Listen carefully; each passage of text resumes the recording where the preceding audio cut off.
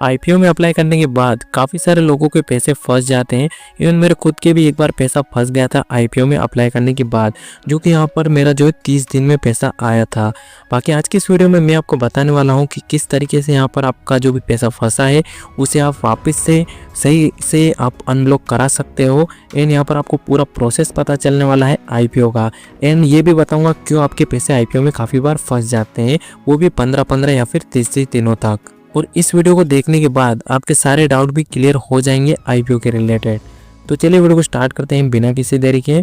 इन जानते हैं सबसे पहले कि आखिर हमारे आईपीओ में पैसा जो होता है वो क्यों फंसता है। तो आईपीओ में अगर आपके पैसे 15 या 20 दिन तक ब्लॉक हो जाते हैं तो उसके मेनली 3-4 कारण होते हैं, जिसमें सबसे कॉमनली कारण होता है गलत तरीके से अप्लाई करना। दूसरा यहाँ पर आपका टेक्निकल ग्लिच या टेक्निकल इशू हो सकता है। तीसरा यहाँ पर आपका बैंक इशू हो सकता है। चौथा रजिस्ट्रार की गलती हो सकती है, यानी कि जब भी आप अपनी एप्लीकेशन को डालते हो तो रजिस्ट्रार की यहाँ पर गलती हो सकती है। वो अगर आपका नाम लिस्ट में नहीं लेता है तो यहाँ पर आपका पैसा जो होता है वो काफ़ी लंबे समय तक फंस सकता है। ये मैं आपको वीडियो में आगे बताऊँगा। पाँचवीं गलती यहाँ पर आपका हो सकता है वो गलत टाइम पे अप्लाई करना, यानी कि जो लोग होते हैं ज़्यादातर लोग लास्ट डेट पर और लास्ट टाइम पर अप्लाई करते हैं, तो उनके ही पैसे फंसने की ज़्यादातर चांस होते हैं। मेरा भी पैसा जो था वो इसी कारण से फंसा था, ये भी मैं आपको इस वीडियो में बताऊंगा। तो अगर आपका भी पैसा आईपीओ में अभी तक ब्लॉक पड़ा है तो मेनली यही 5 कारण है, इन्हीं की वजह से आपका भी पैसा फंसा होगा। बाकी अब बात करते हैं कि यहाँ पर आपका पैसा तो फंस चुका है तो उसे वापस आपको कैसे रिफंड लाना है, यानी कि आपका पैसा आपको वापस कैसे लाना है। तो सबसे पहला जो स्टेप आपका रहेगा बैंक स्टेटमेंट को चेक करना। सबसे पहले आप अपने बैंक स्टेटमेंट को चेक कीजिएगा। काफ़ी बार क्या होता है कि पैसा जो होता है वो रिफंड आ चुका होता है लेकिन बैलेंस में शो नहीं होता, तो एक बार स्टेटमेंट चेक कर लीजिएगा। अगर पैसा नहीं आता है तो आपको जो स्टेप मैं बता रहा हूँ वो आपको फॉलो करना है। आईपीओ का जो रजिस्ट्रार होता है उससे कॉन्टैक्ट करना है। सबसे पहले हर एक आईपीओ का रजिस्ट्रार होता है जिसका काम ही होता है रिफंड और अलॉटमेंट प्रोसेस को हैंडल करना। सबसे पहले आपको आपके रजिस्ट्रार की वेबसाइट पर जाना है। आपका अपना पैन नंबर और एप्लीकेशन नंबर से स्टेटस चेक करना है आईपीओ का। उसमें यहाँ पर आपको बताया जाएगा कि आपका जो रिफंड होता है वो इनिशिएट हुआ है या नहीं। अगर आपको रिफंड नहीं मिला तो वहाँ पर आपको बता दिया जाएगा कि क्यों नहीं मिला। बाकी आपका जो अगला प्रोसेस रहेगा उसमें आपको कांटेक्ट करना है। अगर आपको रिफंड नहीं मिला तो कांटेक्ट करना है आपका जो भी रजिस्ट्रार होगा वो। जैसे कि हर आईपीओ का रजिस्ट्रार जो होता है मेनली यहाँ पर कैफिनटेक, लिंकिन टाइम और कुछ ऐसे रजिस्ट्रार होते हैं जो आईपीओ को हैंडल करते हैं, उनकी प्रोसेस यानी कि उनकी एप्लीकेशन प्रोसेस को हैंडल करते हैं। तो उनसे आपको कांटेक्ट करना है। कांटेक्ट कैसे करना है, उनका कांटेक्ट नंबर आपको देखने को मिल जाएगा उनकी वेबसाइट पर।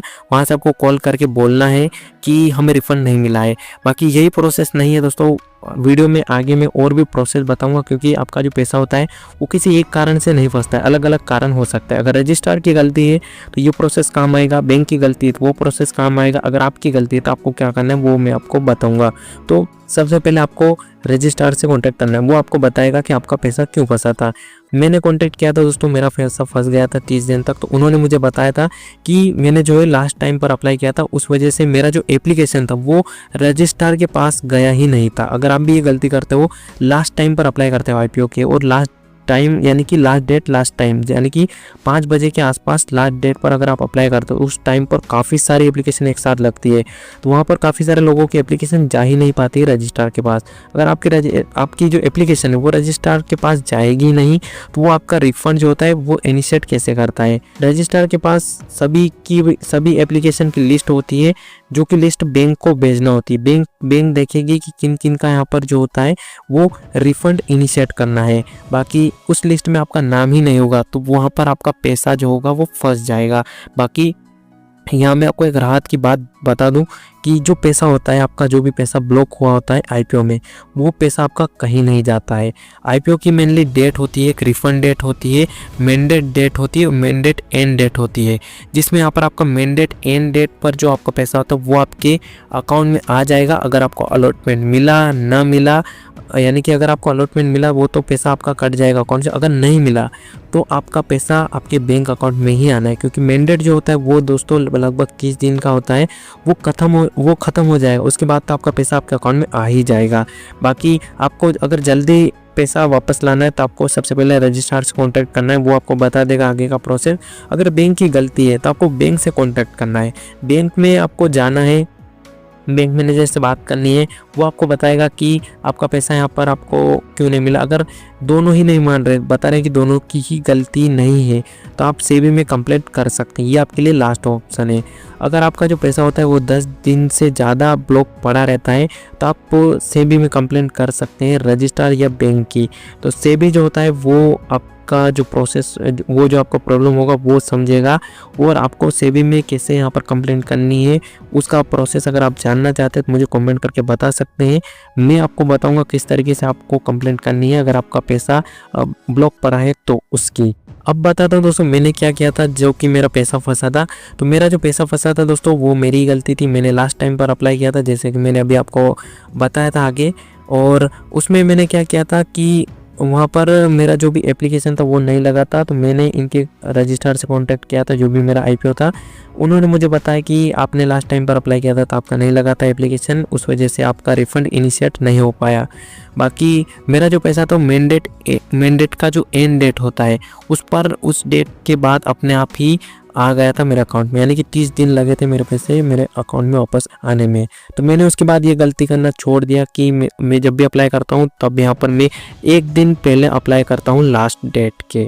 तो ये प्रोसेस आप कर सकते हो। बाकी आपको सबसे मेन रजिस्ट्रार से कांटेक्ट करना है। आपका जो पैसा होता है सो वो कहीं नहीं जाएगा। अगर आपका पैसा ज़्यादा दिन तक पड़ा भी रहता है बैंक में, अगर 10 दिन से ज़्यादा अगर आपका पैसा ब्लॉक पड़ा होगा, यानी कि 30 दिन, ऐसा कुछ एक क्राइटेरिया फिर ऐसा कुछ लो है जिस वजह से यहाँ पर अगर आपका पैसा ज़्यादा दिन तक पड़ा रहता तो उसको आपको इंटरेस्ट के साथ देना होता है बैंक को। तो ये प्रोसेस होता है, ज़्यादा दिन तक आपका पैसा कोई होल्ड करके नहीं रख सकता आईपीओ में। बाकी अगर आपको और कुछ जानना है या फिर अगर आपको आपके आईपीओ के रजिस्ट्रार के बारे में जानना है, अगर आपको नहीं पता तो मुझे कमेंट में आपको बता सकते हो उस आईपीओ के बारे में। मैं उसका रजिस्ट्रार का नाम आपको बता दूंगा, क्योंकि काफ़ी सारा को कन्फ्यूजन होता है। सभी आईपीओ के रजिस्ट्रार जो होते हैं वो अलग अलग हो सकते हैं। बाकी दोस्तों अगर आपको ये वीडियो हेल्पफुल लगा तो प्लीज़ वीडियो को लाइक, चैनल को सब्सक्राइब और एक प्यारा सा कॉमेंट कर देना। बाकी मिलते हैं अगली एक और नई वीडियो में, तब तक के लिए बाय बाय।